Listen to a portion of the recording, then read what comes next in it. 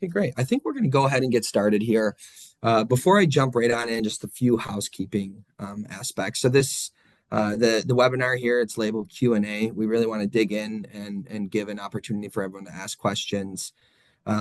Questions quickly get lost in the chat function. So if you could please use the Q&A function, that will be ideal for us to navigate the questions. I have a couple colleagues on with me, and they will be answering questions as we go along if they're pertinent to your technology specifically. If they're juicy questions that I want everyone to hear the Q&A aspect of, they'll go ahead and leave those, and we'll answer them at the end after we get through the slide deck. I saw Syracuse, New York. Is that all right? Awesome. Our neighbors to the east. Okay, I'm going to go ahead and get started. And just again, sorry to be repetitive, the people who've been on since the beginning, but we do ask if there's any questions, please use the Q&A function, as if it gets sent in chat, it does get lost in the sauce there. And thanks everyone for commenting where y'all are calling in from. Looks like we have a good coast to coast representation here. So I'm going to go ahead and get started. So my name's Scott Meyers, and I am the program manager for Venture for ClimateTech. I'm excited to give a brief kind of glimpse into the program, who we are, what we do, how we achieve our great results, and then we're going to open it up for Q&A. So first and foremost, a little bit about Venture for ClimateTech. We are a nonprofit accelerator. We help secure a brighter and more sustainable future by supporting a diverse set of founders with a coalition of investors, mentors, and technical experts committed to catalyzing new climate tech solutions. A few brief bullet points will go into a little more depth, but we're a 6-month virtual program. There is an in-person component at the end of our second phase, but our day-to-day, week-to-week is a virtual program, as we are able to recruit globally from all across the world. We accept 20 pre-seed and seed stage startups per cohort, and each team can get up to $50,000 in non-dilutive funding. And I want to highlight we are funded by NYSERDA, the New York State Energy and Research Development Authority. We're one of many programs within their ecosystem here in New York State. So a little time as we get started here to brag a little bit. We're very excited about these numbers. As I said, we're a nonprofit accelerator. We're a small but scrappy and mighty team. And so in any chance we get to brag on our amazing alumni, we do. We've gone through 4 cohorts, as this will be our 5th cohort. We've worked with 59 startups. We've seen those startups grow 2 times since during the program, with a total funding, both dilutive and non-dilutive, of $106 million, and 53 of that million being raised in private capital. As you can see here on the side, we've different organizations and funding sources that our teams have taken advantage of. I won't go into too depth of our team, but you see here as a program manager, we really have an amazing all-star team here, led by our managing director and director, Jack Barron and Jenny Leong. But we all contribute, we all find time and energy, and we're also on both coasts as well. So we have West Coast-based team members and East Coast-based team members, which allows us to really meet all of our founders where they're at. And then our board is pretty incredible here.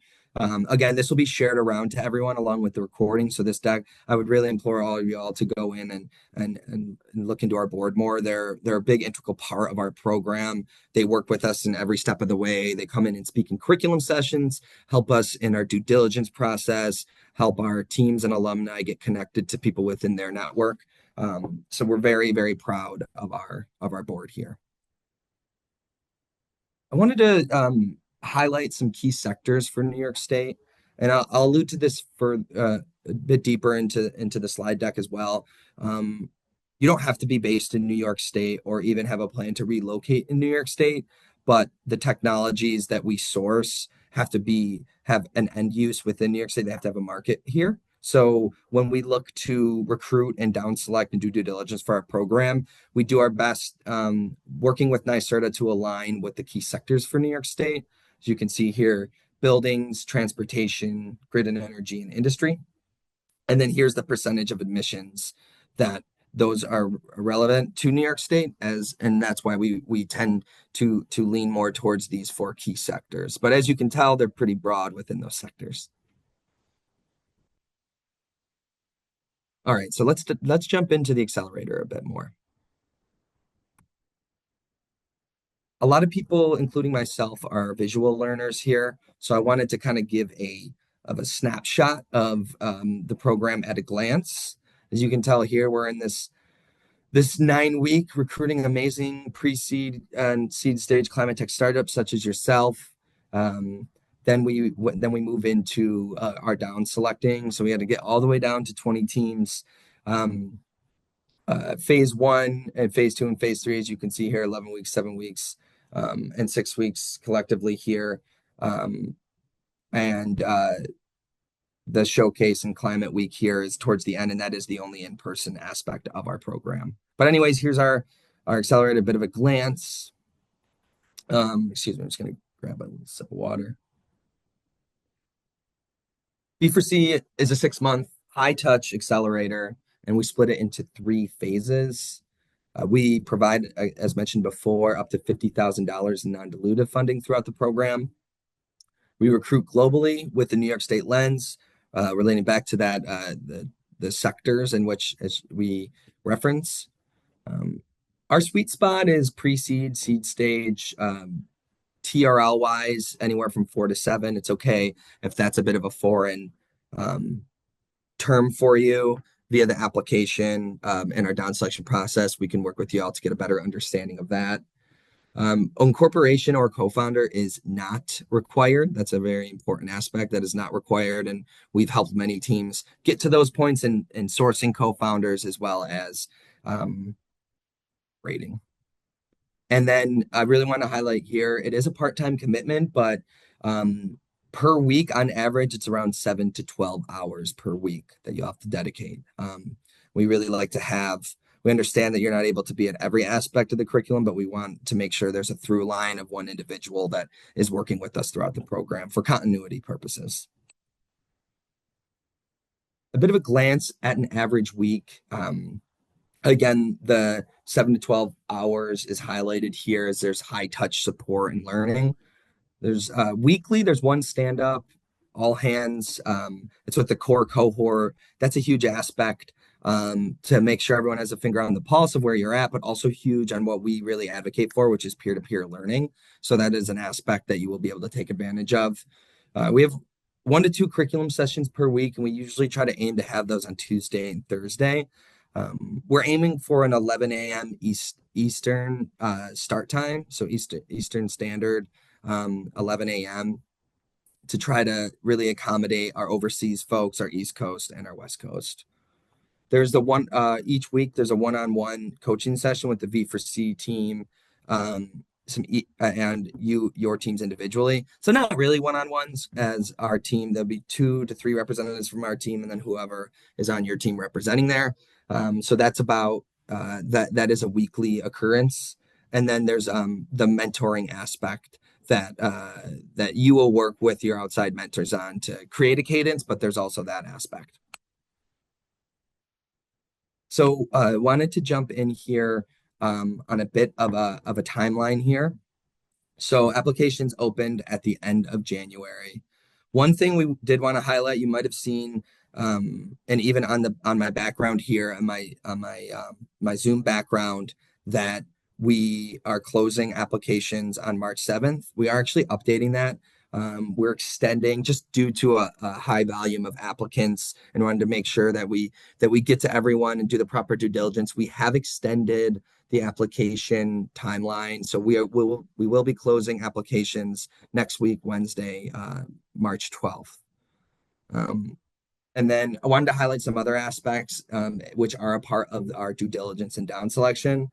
On the week of April 21st, so April 21st through April 24th, we have our Venture for ClimateTech Bootcamp, which is a 4-day kind of intensive and snapshot of the program.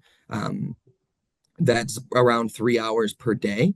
And that's a great opportunity. We invite the top 40 to 50 applicants to that to that boot camp, that creates this larger impact because we can only accept 20. So we try to provide some very poignant, great workshops, curriculum sessions, group activities during that time. But it's also a way for us to get a better understanding of how you will interact with our teams during our actual program. And that is the 21st through the 24th, followed by a screening committee that we'll have our board members and our funder on.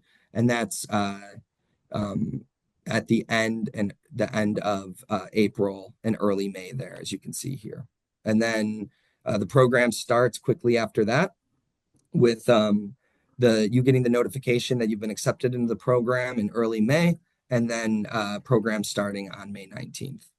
And we wanted to make sure the cap end here at the end of our phase 2 is our showcase, which is the only in-person aspect, and that is in New York City during New York City Climate Week.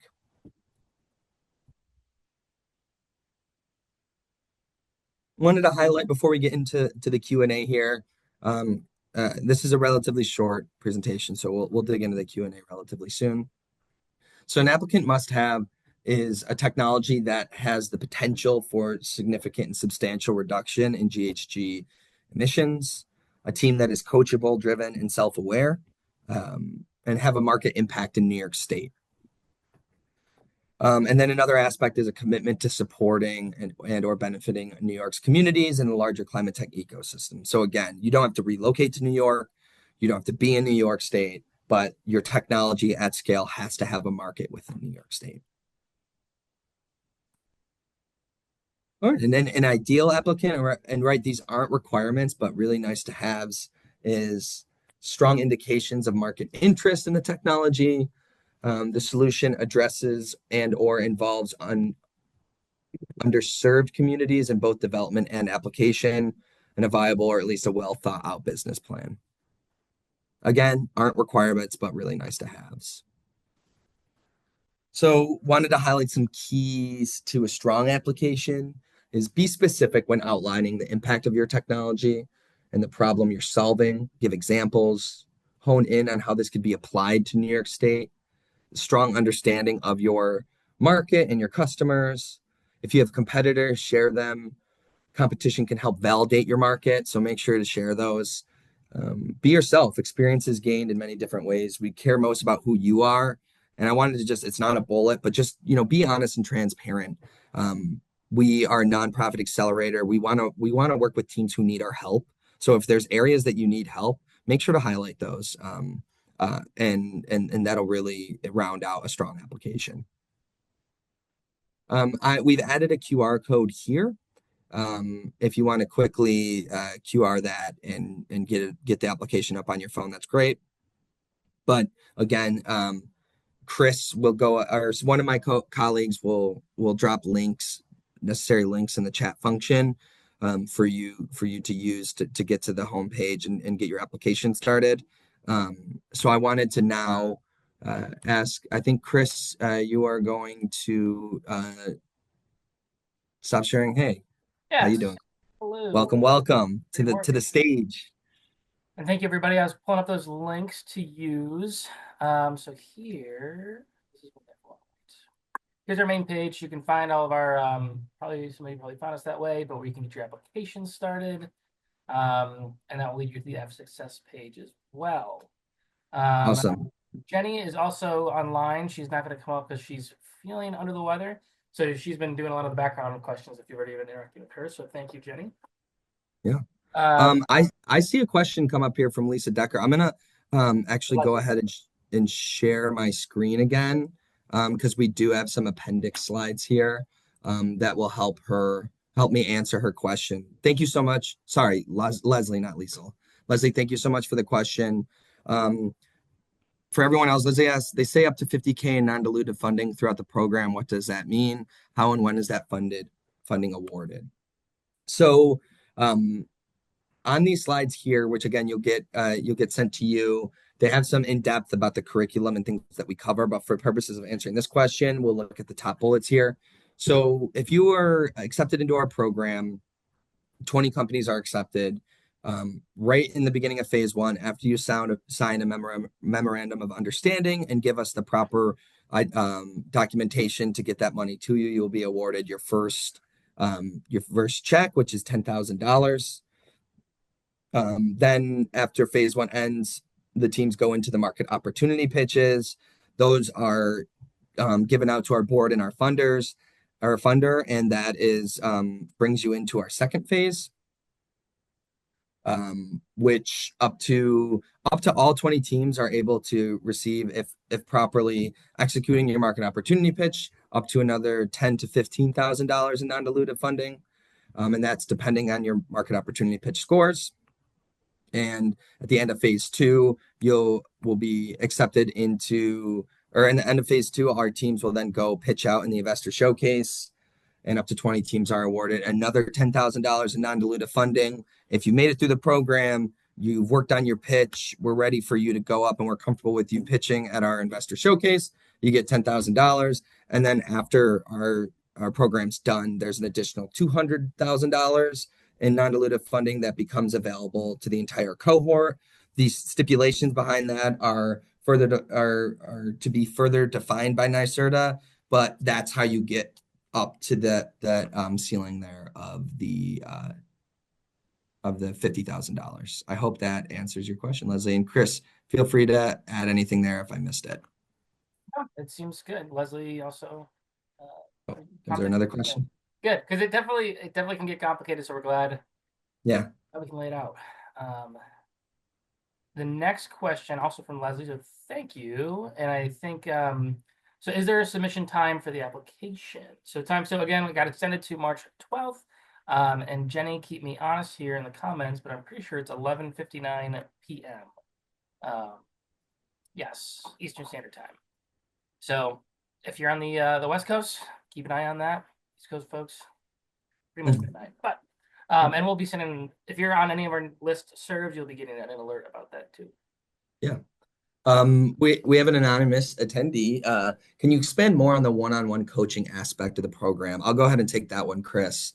So as soon as the program starts, we start a weekly cadence with each of our teams where our director and our managing director, along with myself, our operations manager, Devin, and then our EIRs, we set a cadence where you get to alternate between all those individuals I just mentioned. So you get different weekly coaching from our different members of our internal team.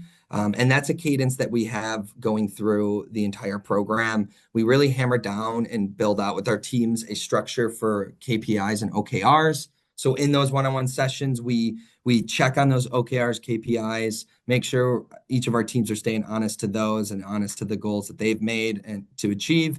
And then we also, as any company and any startup, there are fires to be put out each week. And so we're there as kind of a lifeline and a way to coach and mentor you through that.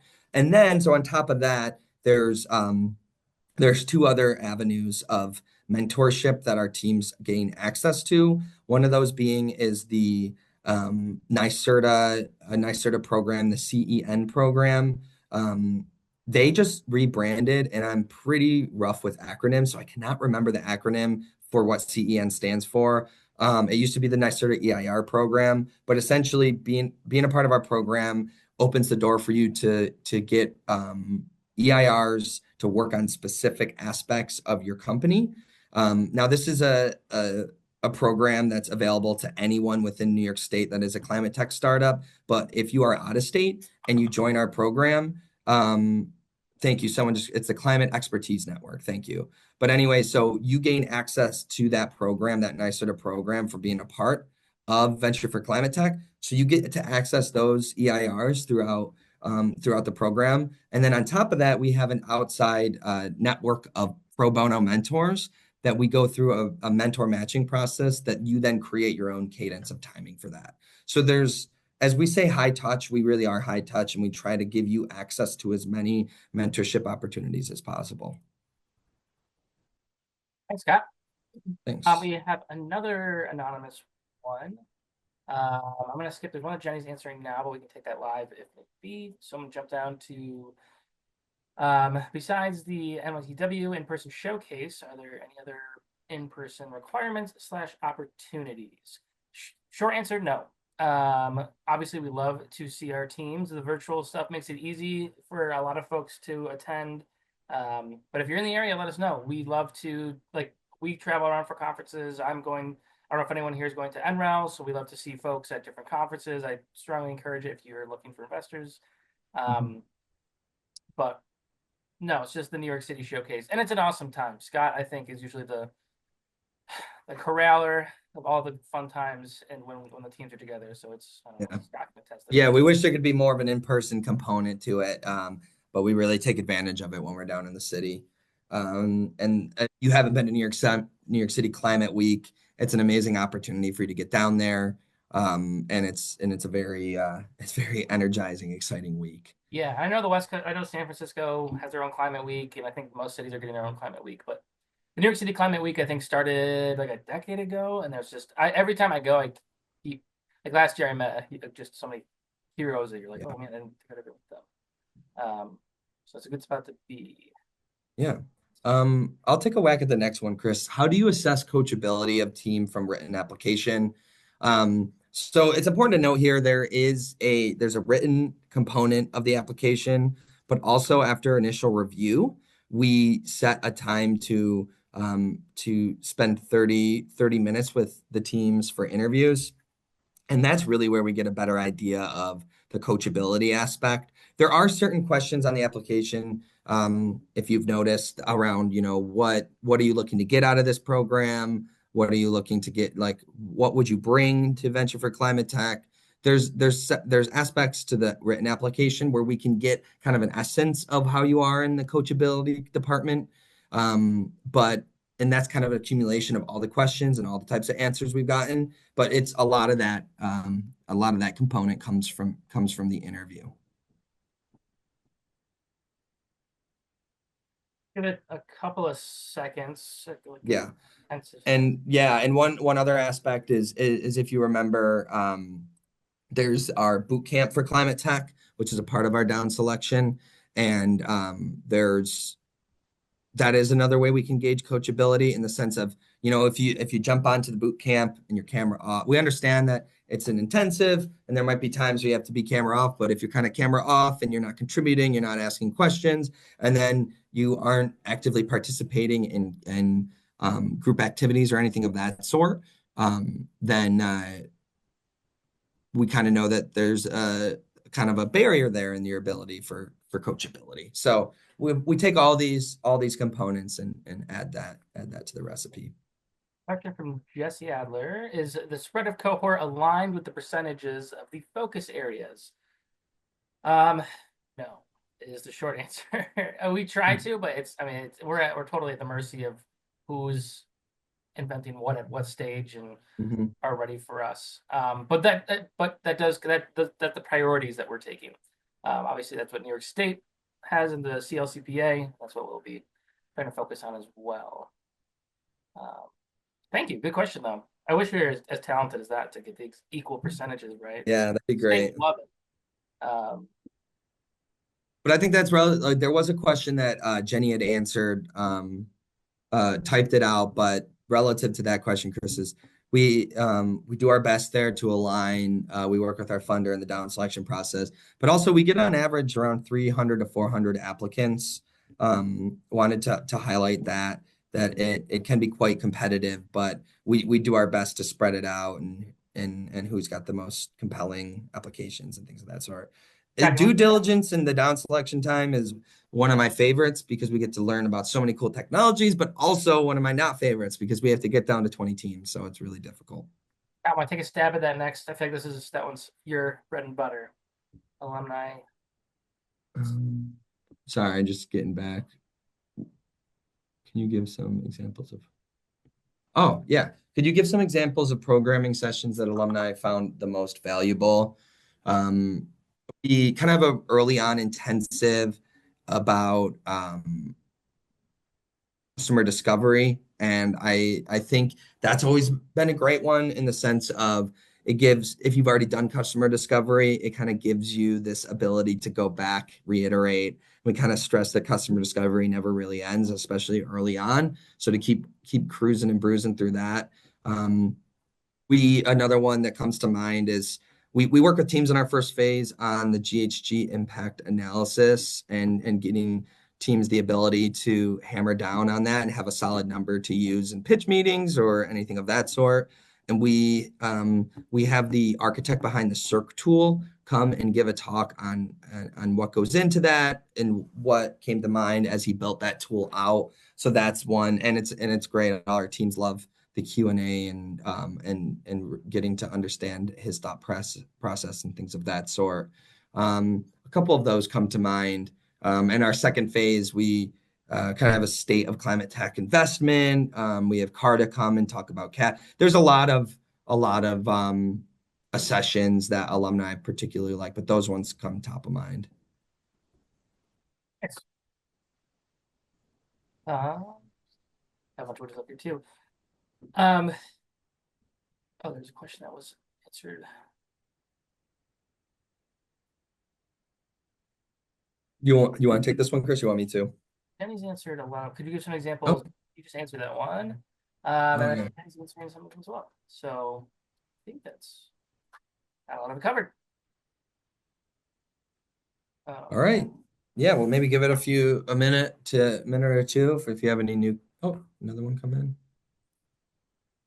It's the same one.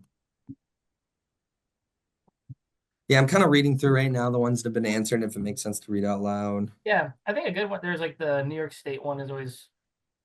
There was one that was about. I was gearing it up, and one of us was like, I have a tech that's for everywhere, not just New York State. Is that a good fit?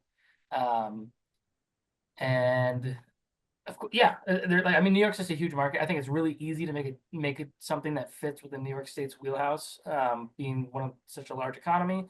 The Yeah. example we always use is like, if there's anything that's like specifically for more like tropical climates or like air, like obviously we're northeast, so we don't need like a coconut farm growing in New York State or something, Yeah.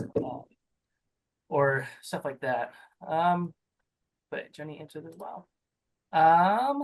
We also here, let me make sure it's in here. If there's always follow-up questions. If any of you are like me, I always think of my questions as soon as I hang up the call. So this is the general email and the application link. Email that and we'll kind of, if you just put in your subject line like B4C application, application question, whatever, it goes to myself and the team, and we can get back quickly. And it gives us a lot more information to work with your specific question. Same thing with, I saw some application problems. We have people with our application portal who are ready to help out. And so just our advice is don't wait until 11:45 on March 12th to realize you're having an application question, because it'll be tough to help you. So the earlier the better, the more we can help you. That's all we're trying to echo. That's a large reason why we were trying to extend the application, is to give people time to troubleshoot, get in. Well, yeah, I mean, if I think I think we're safe to wrap up here, Chris, unless anyone has a last minute question. We have some other, as Chris just mentioned, you can reach out to us with any questions. This will be sent around to you along with the recording. And we look forward to reviewing your applications and seeing you at boot camp and all the fun due diligence. So thank you all so much for joining. Thanks, everyone.